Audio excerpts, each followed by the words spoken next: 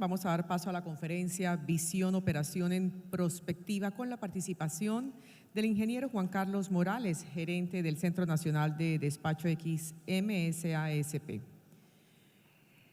Ingeniero electricista con máster en Planeación de Sistemas de Energía de la Universidad de Santa Catarina. Cuenta con más de 25 años de experiencia en la planeación, operación y administración de mercados de energía eléctrica. Desde su ingreso al Grupo ISA en 1994 ha trabajado en las gerencias del Centro Nacional de Despacho y del Mercado de Energía Mayorista, participando activamente en otras consultorías realizadas a otros operadores de la región. Bienvenido, adelante.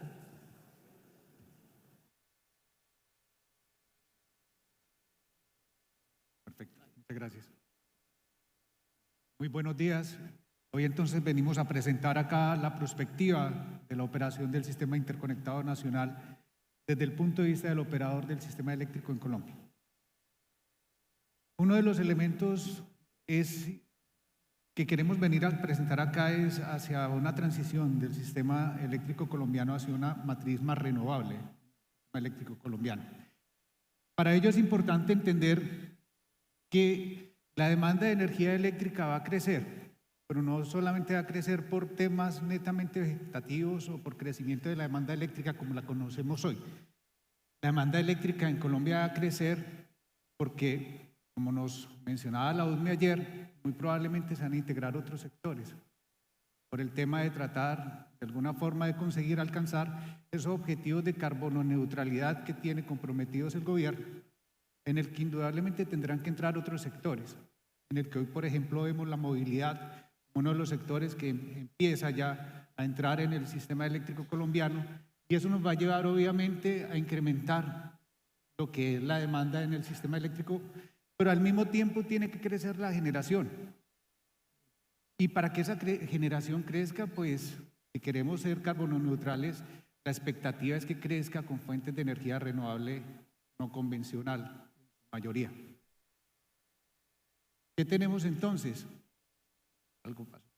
Pero entonces lo que tenemos ahí es una condición en la que indudablemente el sistema se va a ver abocado a un crecimiento de demanda y a un crecimiento de fuentes de energía renovable no convencional, en el que las condiciones de respuesta a esa demanda van a ser diferentes, porque vamos a tener inclusive una demanda que va a tener una componente electrónica mucho más alta.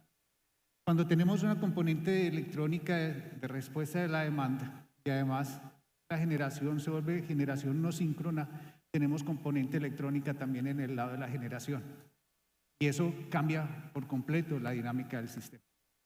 Al tener un cambio de la dinámica del sistema y de la atención de la demanda, pues tenemos una condición que es bien importante, y es que no podemos seguir operando el sistema interconectado nacional como lo veníamos haciendo. El sistema como tal ha cambiado.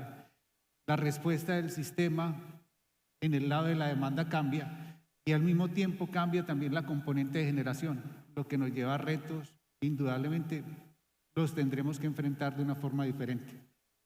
Creo que hay un problema técnico y por eso esperemos 2 segundos.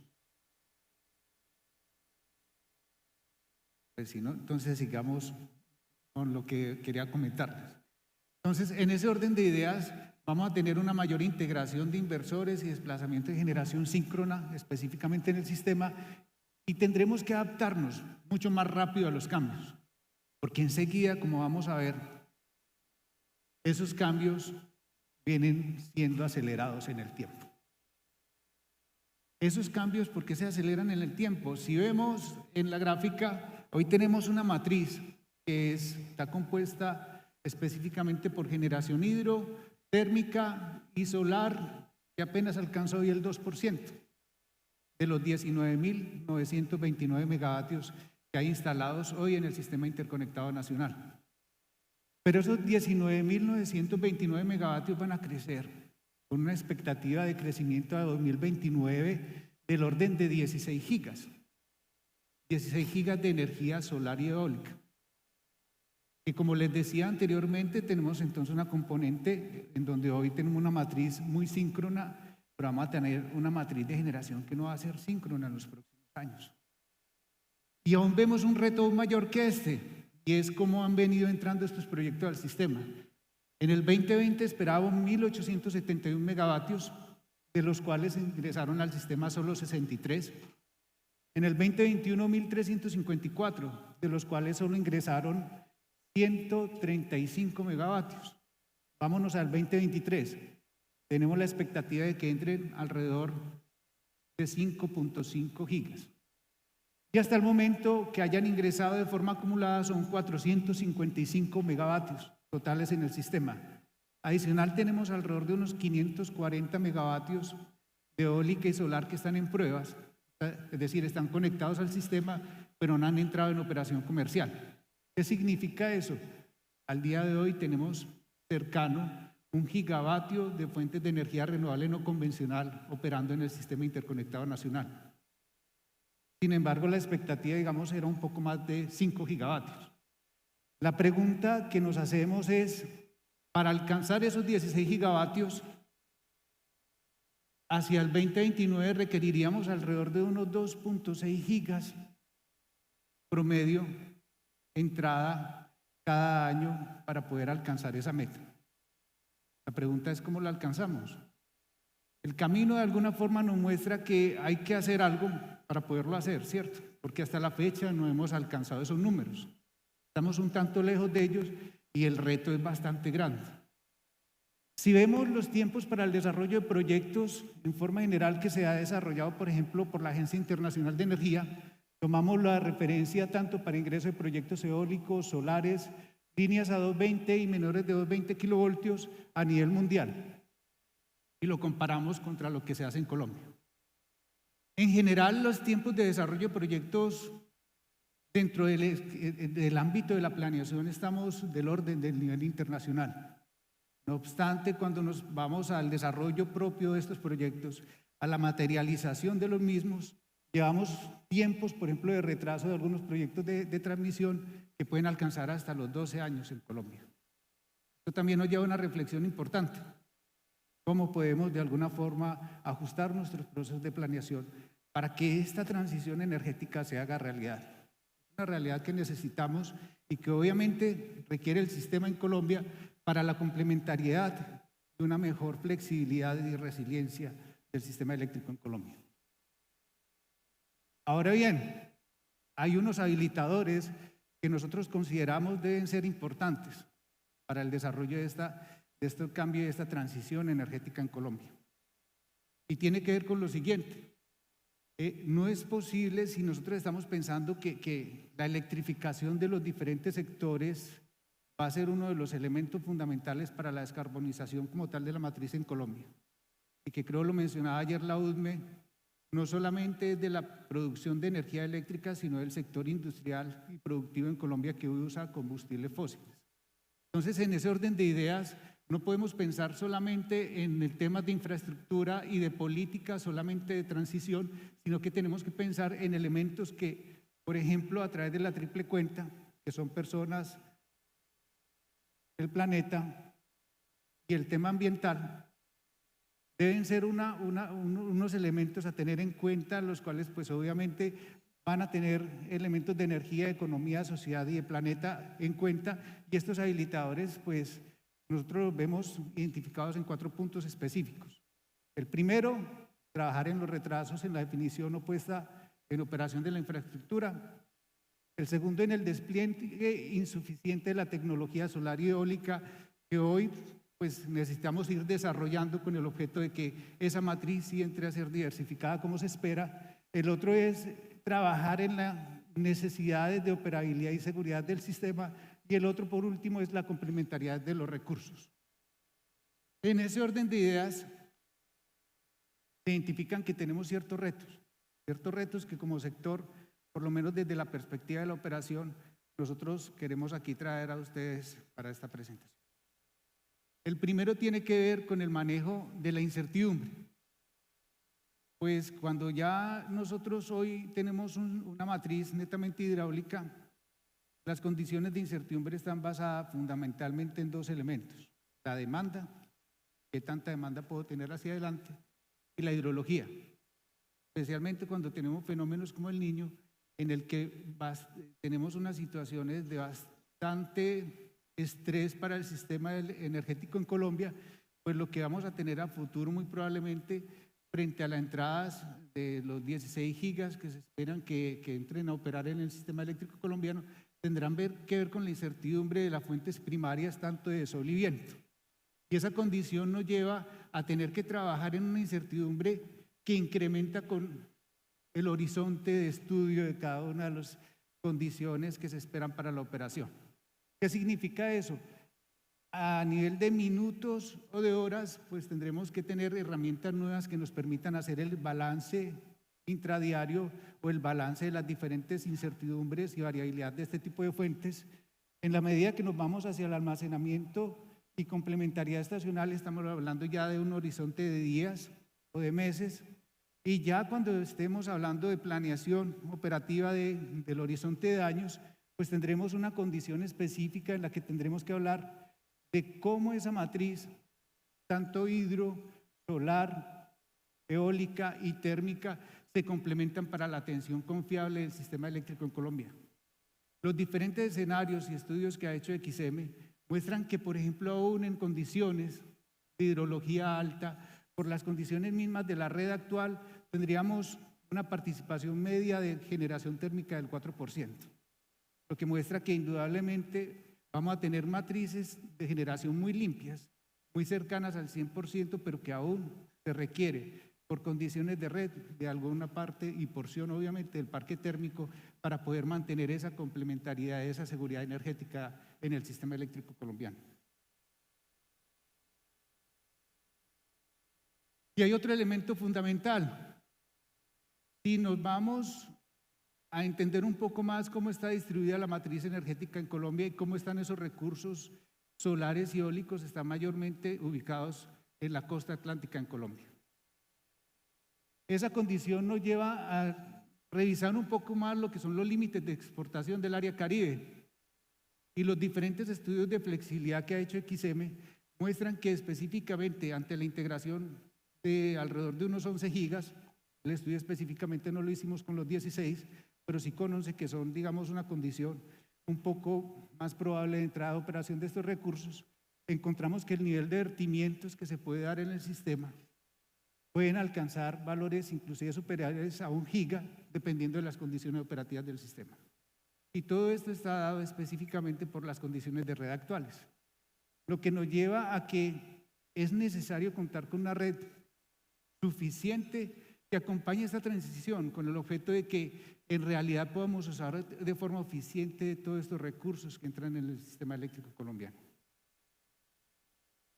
Y hay otro elemento aún mayor e importante desde el punto de vista del operador, y es el siguiente.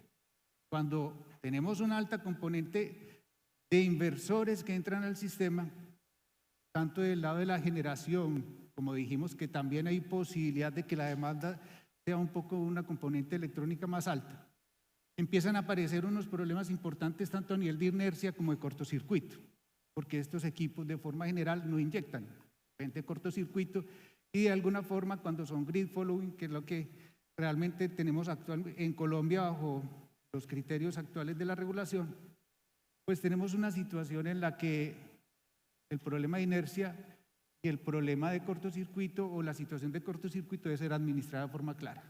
¿Y qué pasa con esto? Pues hoy tenemos una situación en la que tenemos equipos tanto síncronos como plantas basadas en inversores, en la que la respuesta en frecuencia y el control dinámico de voltaje, es decir,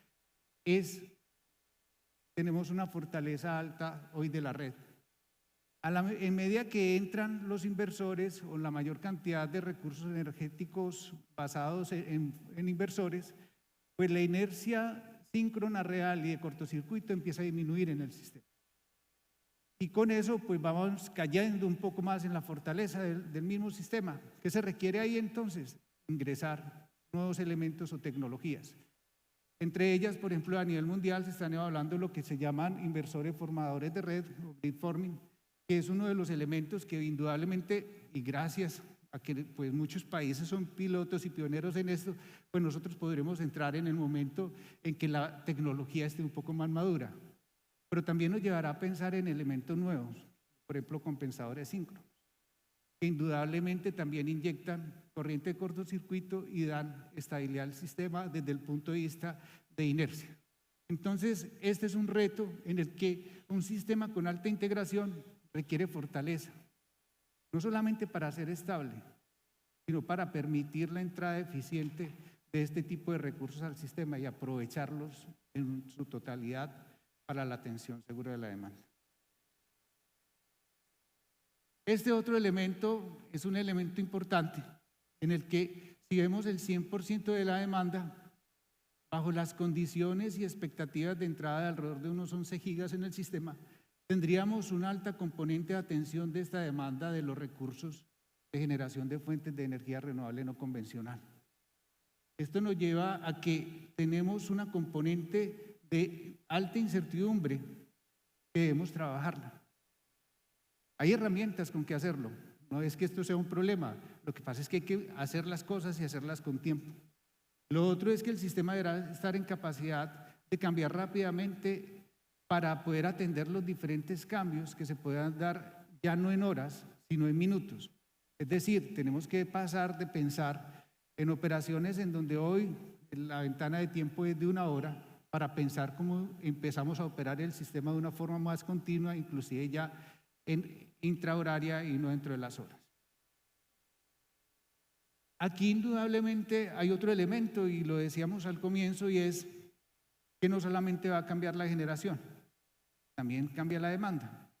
Y esa composición de demanda también va a tener una alta componente de generación. Esa alta componente de generación del lado de la demanda nos va a llevar a pensar que hoy es una realidad. Por ejemplo, tenemos 281 proyectos identificados, pueden haber muchos más que hoy no tenemos o no observamos, que hoy día implican alrededor de 2.8 gigavatios que están entrando a nivel de la demanda. Aquí está la distribución por cada una de las áreas del sistema en las que tenemos identificados esos proyectos y que nos llevan a pensar en lo siguiente: estos son casi 3 gigas de atención de demanda. Cuando uno tiene 3 gigas, al menos hoy, identificados, estamos hablando de un nivel de generación importante, en donde cualquier variación o variabilidad o salida intempestiva de una cantidad de energía importante de estas, pues puede llevar a desbalances en la operación del sistema y que llevan a pensar distinto. Esa forma de pensar distinto también llevan a formas de operar diferentes, pero que no son nuevas. En el mundo se han tratado muchos esquemas de operación ya para sistemas un poco más distribuidos y en particular pues en Colombia se ha planteado, se ha propuesto el desarrollo de unos esquemas de operación híbrida en donde hay unos operadores de sistemas de distribución que se interrelacionan directamente con el operador central y obviamente esos recursos energéticos distribuidos entran a fortalecer aún más la atención de la demanda siempre que se haga de una forma coordinada y consciente. Y aquí viene un último elemento que queremos traer y es la importancia también de retomar el tema de las interconexiones internacionales. Todos los países de la región podemos ver que tienen una meta de carbono neutralidad para el 2050 y tienen algunas metas intermedias para el 2030 en su mayoría o 2040. La pregunta es, para llegar allá, ¿lo podremos hacer solos o es mejor hacerlo acompañados? La experiencia internacional, caso particular de Europa y obviamente de Estados Unidos, muestran que las interconexiones internacionales son unos elementos importantes a considerar. Y esos elementos nos favorecen algo en complementariedad de los recursos energéticos. En algunos países son más fuertes en sol, otros son más fuertes en viento, otros van a tener una componente hídrica bien importante. En obviamente la reducción de la vulnerabilidad al cambio climático. Hoy, por ejemplo, lo vivimos, sabemos, por ejemplo, la situación que hoy tiene Ecuador y que la situación de Ecuador pues, nos lleva a que por lo menos la condición de interconexión entre Colombia y Ecuador ha favorecido a ambos países. 2015-2016 Colombia tomó energía, en este caso particular Ecuador es el que está solicitando, pero ¿qué tal si tuviéramos una condición en la que la región estuviera más interconectada y pudiéramos complementarnos un poco más a nivel de transmisión? Respaldo instantáneo ante eventos, uno de los elementos importantes, por ejemplo, que permiten hoy a Uruguay ser un país que pueda atender su demanda casi con 100% con fuentes de energía renovable no convencional, es la capacidad del sistema de transmisión e interconexión internacional que tiene con otros países y el control de tensión y de frecuencia que esto le brinda para la atención confiable de su demanda. La robustez de los sistemas, la inercia y cortocircuito, nos haría además, dentro de la perspectiva de sistema general, una red mucho más resiliente, mucho más flexible, con la capacidad de atender la demanda de una forma mucho más óptima y eficiente desde la perspectiva no solamente energética, sino también de seguridad eléctrica para la atención de la demanda. Frente a esto, entonces, el último punto que traemos es la perspectiva de la operación para un sistema eléctrico más renovable. Obviamente aquí tenemos que fortalecer los niveles de seguridad y de confiabilidad del sistema, no solamente desde la perspectiva de lo que conocemos hoy, sino también teniendo elementos nuevos. Esos elementos nuevos son la flexibilidad y la resiliencia del sistema. ¿Por qué hablamos de la flexibilidad? Porque estábamos hablando de elementos nuevos como son la incertidumbre, la variabilidad, no solamente del lado de la generación, sino también del lado de la demanda. Y esas condiciones nos llevan a elaborar una serie de estudios al interior de XM. Esos estudios en general están permitiendo identificar los principales atributos de esa red con la que vamos a operar en los próximos años, identificando las brechas para alcanzar los objetivos y hacer que esa transición energética sí tenga los efectos y los beneficios para la atención de la demanda en Colombia. Es el objetivo central de lo que estamos trabajando. Y hemos identificado 5 elementos, 5 principales atributos que son la suficiencia energética, la seguridad y la confiabilidad, la flexibilidad por potencia, la capacidad de transporte y unos elementos transversales. Voy a detener en este último porque quizás desde el punto de vista técnico todos los que están aquí han escuchado mucho de lo que he hablado en este momento. Sin embargo, hay un elemento que es fundamental, son las personas. Y ese elemento fundamental que son las personas muchas veces se nos escapa. Y ocurre que para que esta industria sea sostenible, primero tiene que haber personas que la hagan sostenible.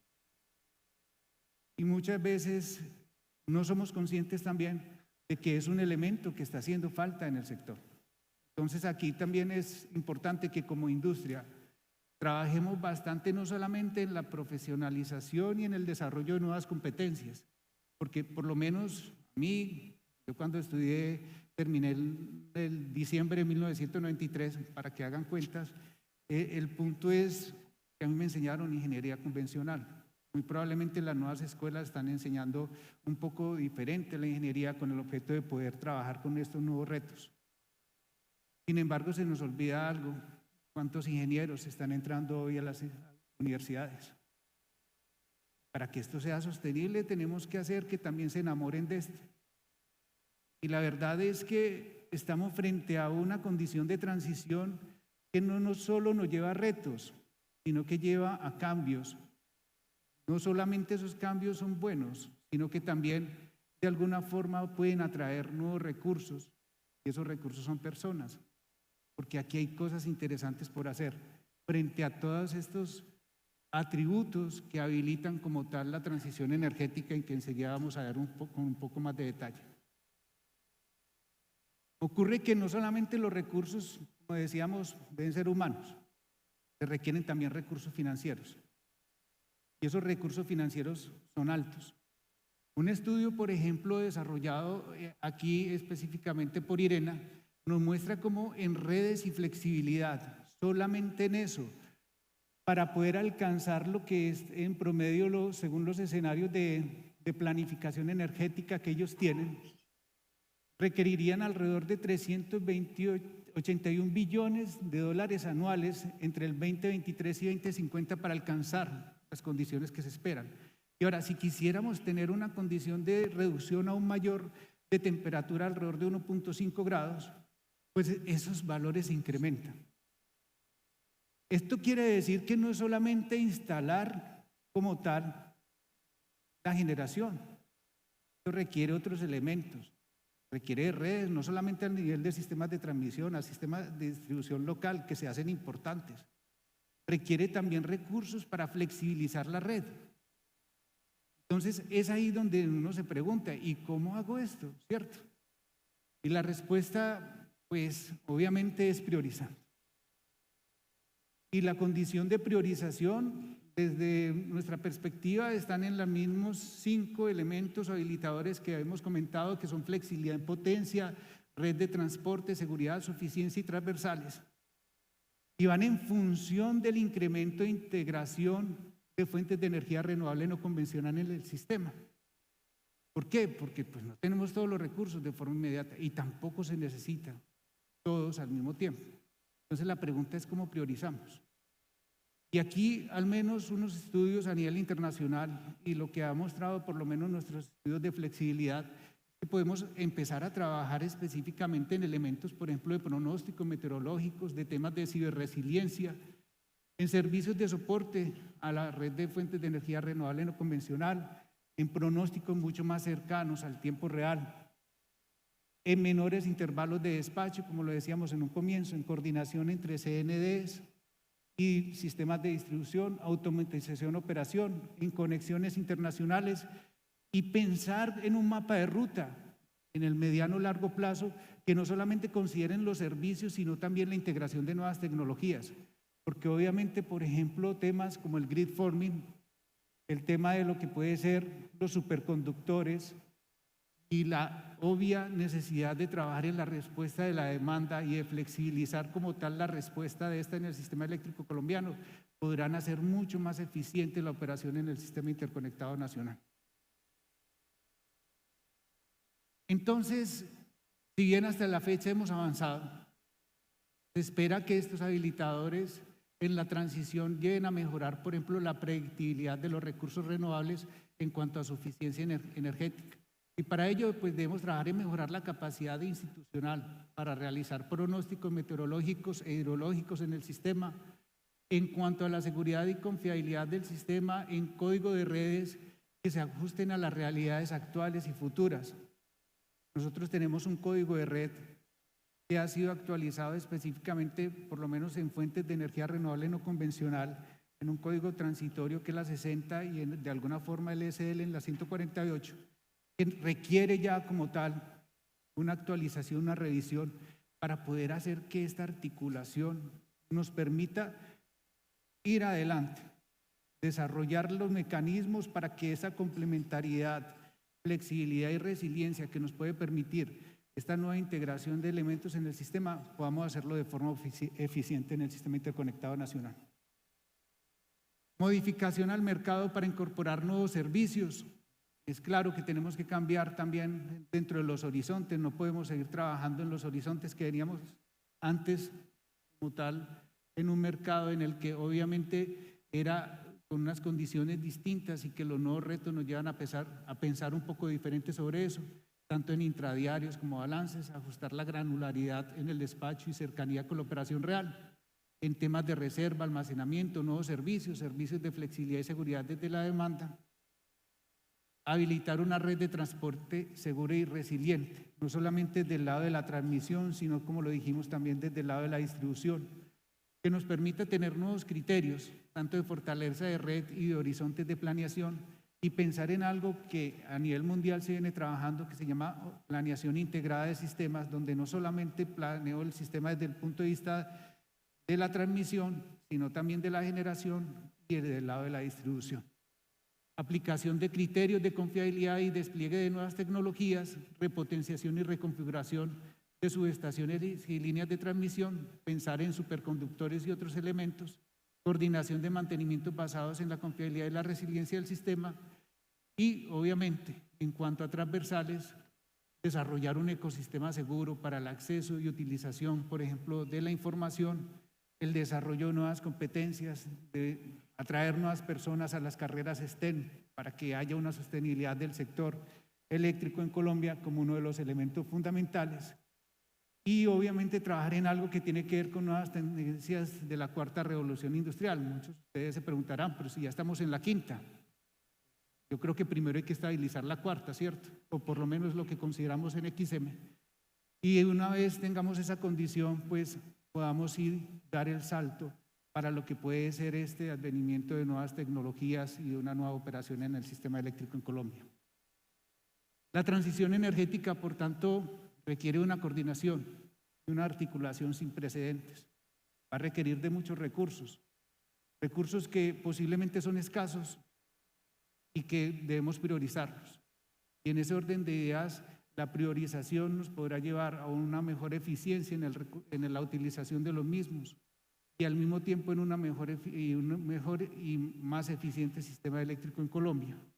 Por tanto, nuestra propuesta es movilizarnos para superar las brechas y seguir avanzando hacia una red eléctrica segura, resiliente, sostenible y más renovable en el sistema eléctrico colombiano. Muchas gracias.